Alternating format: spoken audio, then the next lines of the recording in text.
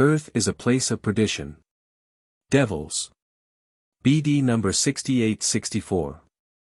July 3, 1957, the opposing prince will deploy all of his vassals in order to gain victory in the last battle on this earth, and in their darkness these beings believe that they will win. Admittedly, he will be very successful with people on this earth the closer the judgment comes, the last day of this earth. Yet the apparent victory will be his assured loss, because those he believes himself to have won will be removed from his influence and banished into matter again in order to advance once more.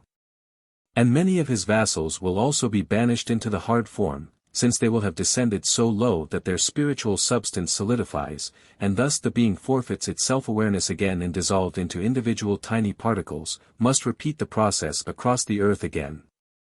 Many of these lower beings will be incarnated on earth in the last days, and God allowed this to happen for they, too, should still have the opportunity to find redemption during their life on earth as a human being. Yet with few exceptions these beings only use the opportunity to influence their fellow human beings in a negative sense, thus they admit openly and freely their affiliation to God's adversary, therefore they can also expect to suffer the same fate as he, to be bound again for an infinitely long time.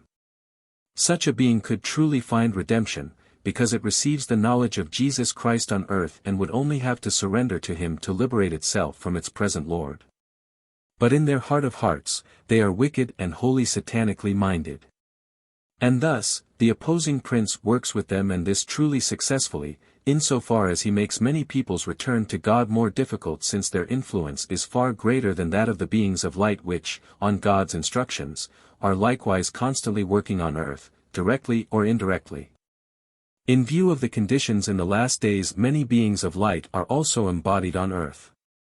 This is because both masters fight for people's soul, and both masters will also use all means at their disposal to gain influence over the souls.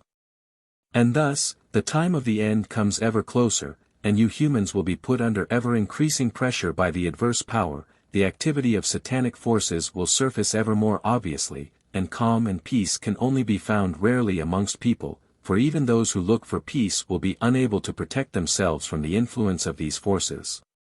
However, they should not let themselves get carried away, they should humbly endure everything and only ever call upon God for his support. They should entrust themselves to all good spirits to settle seemingly inevitable arguments, for these are the adversary's weapon to incite people against each other, to disrupt the peace.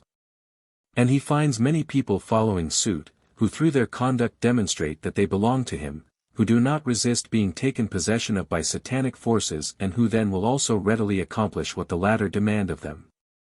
And these will be atrocities which can only be hatched out in hell, so that true devils will inhabit the earth in the end, and there will be no more space for the few good people who are faithful and loyal to God.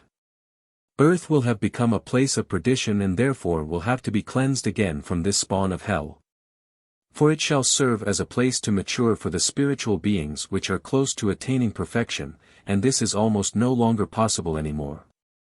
Hence a forcible act of purification will have to take place, and that which the adversary believes himself to have gained will be removed from his control. New creations will accept the spirits, and the adversary along with his followers will be bound again.